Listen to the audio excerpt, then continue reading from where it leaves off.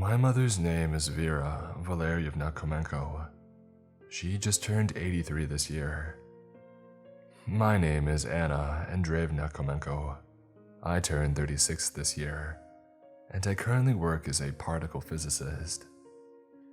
I was raised in Ukraine and went to school in America at MIT, where I also did my graduate training. The same year that I was awarded a prestigious research position in Switzerland, the doctors had diagnosed her with Alzheimer's, and the disease only progressed further. I've been losing a bit of my mother every day since. However, there is one thing she still remembers vividly to this day. And when I would help her bathe in the evening, she would grab my arm and tell me about the great catastrophe. Before the diagnosis, she would never mention what happened, though I was always curious. I was too young to remember as I was still an infant, and everything I know came from what I learned in school and in documentaries. Nowadays, I would get bits and pieces of what she and my father, who I never met, had to endure during that time.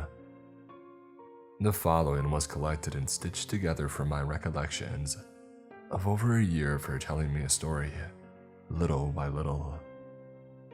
She was 48 when the Great Catastrophe had happened. The year was 1986. I was born in Pripyat, Ukraine. My mother was a pediatric hematologist working at Pripyat City Hospital number 26, located at Druzhby Narodov Street, on the outskirts of Pripyat. She was a woman of a sparkling intelligence, having scored the highest on her board exams in the oblast, which according to her was what made my father, a fireman, fall in love with her a decade before. I was born in 1985, and for the year after that, my mother was on her paid maternity to care for me. She told me that she began having nightmares beginning in March. It was terrifying. She recounted in Russian as I bathed her one night. "Your father found me screaming and sweating. He had asked me, 'What's wrong, Vera?' And I was screaming, 'The smoke, Andre, the smoke and the fire,' and the people's faces disfigured and peeling from burns. I saw hell." Your father took me the rest of the night to calm down. I was so exhausted that I could barely get up to nurse you, darling. My mother told me that she would get these nightmares repeatedly. It was more or less the same thing. A hellscape of smoke and fire, with people's skin burning off and peeling like burnt paper. In our apartment complex, we soon found out that she wasn't the only one having the same exact nightmare. The neighbors who worked at the power plant also reported having these terrifying dreams. Yuri, who worked at the power plant, his wife told me over coffee one day that his husband had been waking up screaming at night. I told her, what a silly thought, a grown man screaming like a child at night. But she was completely serious. What her husband had dreamt, there was a look of sheer terror on his face that she never wanted to see again. When she told me what she had dreamt of, the smoke and fire, I told her, "That's strange." And that was what I had dreamt of the night before and the week before that. The dreams became so intense that my father recommended she see a psychiatrist. When I went to see the psychiatrist, Dr. Sitnikov, I believe, he wrote me a prescription for something for my nerves. As I was about to leave the office with the prescription, he said to me, "You know, it's just strange that you had that dream.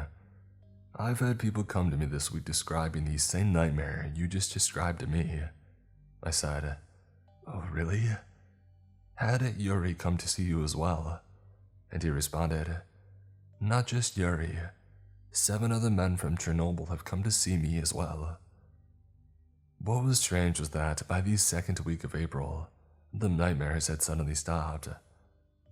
And that's when the phone calls began. One day while your father was at work, the phone rang. When I picked it up, nobody spoke. What I could hear was breathing. heavy breathing. I said into the phone, "Who is this? Is this a prank? Please don't call back." However, the phone calls came every other day. It was just 20 seconds of heavy breathing, no words, and then whoever was on the other end would just hang up. The next weekend, while she was driving home with my father from the cinema, she saw something that caught her eye in the distance. It was something floating above the trees. I couldn't see it very clearly from the car window. From the distance it looked tiny, but if you factor in how far it was away, that thing must have been humongous, with the wings the size of a small building, or maybe a bus. I remember that it instilled this primal fear and dread within me. I said to your father, "Look, Andre, I think there's something over there above the trees." He said, "Over there? That's where the power plant is." He wouldn't believe me that I saw the winged bird with the glowing red eyes flying in circles around one of the towers. He dismissed me as being a woman with her delusions, but I knew what I saw. Yuri's wife reported that he had seen the same thing walking one night to the bus from work. Yuri's wife, she said to me, "Yuri's been saying he's seen this gremlin, some kind of giant winged bat with red eyes, floating circles around block number 4. I tell you, he's playing some kind of game." I said to him, "A giant winged bat with glowing eyes? Yeah, right. I saw Baba Yaga at the shops last night." But he was completely serious, even scared. My mother remembers the morning of April 26, 1986 clearly, as though it was yesterday. I remember that night you wouldn't stop crying, so I was up at 1 in the morning trying to get you to sleep. It was a little before the half hour, and I suddenly felt the ground moving like an earthquake. It startled me so much that I nearly fell back. I feared there was a war that started, or maybe the Americans had dropped a bomb on us, so I ran to the window. I could see that coming from Chernobyl was this bright flash that quickly faded. Dogs were barking like mad around the neighborhood, and when the light faded, I could see this blue, glowing beam that just shot straight up into the sky like floodlights. My mother then got a call at 6 o'clock the next morning from the chief physician at the hospital. Dr. Vitali was on the phone and he said to me, "Comrade Dr. Kamenko, I understand that you are on maternity leave, but something has happened. There's been an influx of patients from the power plant, and we are short on doctors and nurses. We need all the help that we can get." I had to leave you with Yuri's wife while I grabbed my white coat and purse and left for the hospital. And when I got to the hospital, it was bedlam. There were ambulances and people everywhere. People were helping men up the stairs. Some of the men collapsed on these stairs and were vomiting. They were still hauling up people on stretchers from the ambulances. When I got into the hospital, I could barely move through the doors. They were so crammed full of people. I said to Polina, a nurse that was walking in with me, "Where did all these people come from?" "Something happened at the power plant last night," she whispered. "What?" "Was that what I had felt?" I said to her. And she said, "Yes, I think there was an accident." Everyone in the halls were men from the plant, still in their uniforms, with burned, sooted faces and arms. It was a ghastly sight. I was treating this young fireman and I recognized that his arms and face were covered in radiation burns. He was groaning in such pain and sweating so profusely. I asked him, "Where were you to receive these radiation burns?" And he could barely answer me. That poor fellow, he looked so feverish. "I was putting out the fire." "We need to get these clothes off of you immediately." "Nurse!" I yelled. I waved to the nurses and they came and took the boots and coat off the man. They then took them to the basement of the hospital to throw them away. As they took off his jacket, I realized that he was in the same company as your father. I went to the head nurse and asked, "Have you seen Andrei Komenko?" A nurse behind her raised her hand and said, "Oh yes, I've seen Comrade Komenko. He's in the burn ward in 28. I ran down the halls and up the stairs. Your father was lying in a room filled with other firemen and power plant workers. By then, they had set up these blue plastic curtains and I had to go in to touch his skin. His skin was marbled and red and they felt oily and damp with blood and sweat, and his lips were so swollen. The white sheets were stained yellow from his body, and he looked like the horribly disfigured faces that I had seen in my nightmares weeks before. He could barely breathe, and he just wheezed. He was in so much pain. At this moment, my mother fell silent and began to weep. "Mama-cha, it's okay. You don't have to keep on going." Her eyes welled with tears and she sniffled and then continued. "He couldn't even turn his head. I was there and I said to him, 'Andrei, my beloved Andrei, look at you, what have they done to you?' And he spoke so hoarsely. Every word was painful and I could tell. 'Vera, my dear, you look pretty today. The rocks, they were so hot and I'm afraid my hands are pretty burned. How's my baby Vana?' I remember that. I grabbed his hand and smiled, though tears fell from my face. Vana couldn't stop crying last night. She was crying for you, her Papachka." "Oh, don't worry," he said, coughing up blood. "Papachka will be home soon." He was delirious from the morphine.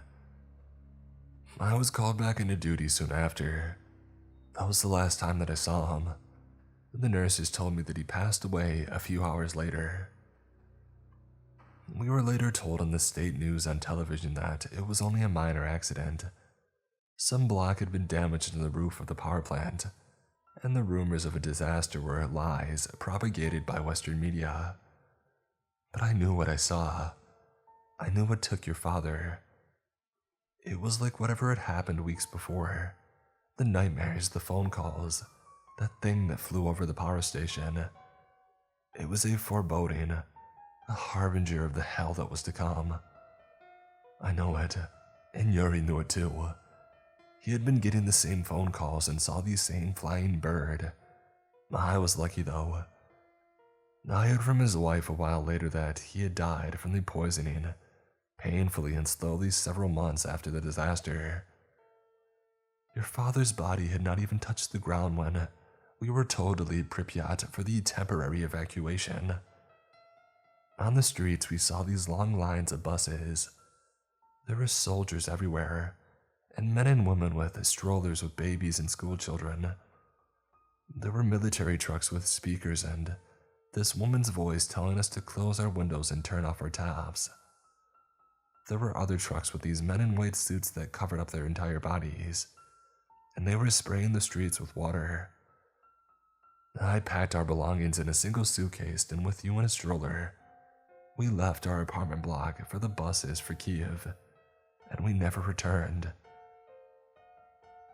My mother still kept my father's picture, him and an Ushanka with a red star and his uniform, right by her nightstand.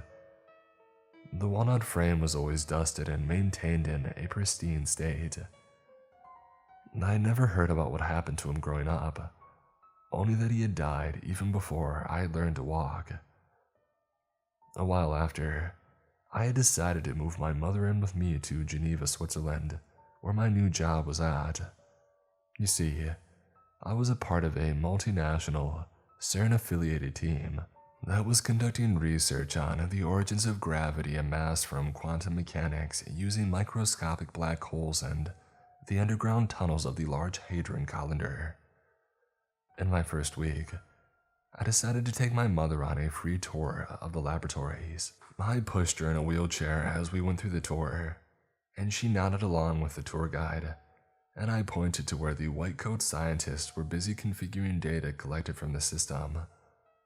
I leaned in and said to her, "Mamachka, I'm going to be working here as a scientist." She grinned, beaming with pride. Ah, that's marvelous, darling. Papacha is going to be so proud when he hears this. When we started walking back home to the buses, it was already dark. I realized that my mother's mood had suddenly dampened. She seemed to become quiet and fidgety, like something had deeply upset her. Mamachka, is there something wrong? My mother stared worriedly into blank space and then at me, and then pointed above the wooden dome of the visitor center, her hand trembling. She stammered at first and then began to whisper. What she said next sends the chills down my neck to this day. The bird, the flying creature I saw at Chernobyl. I just saw it flying around that dome.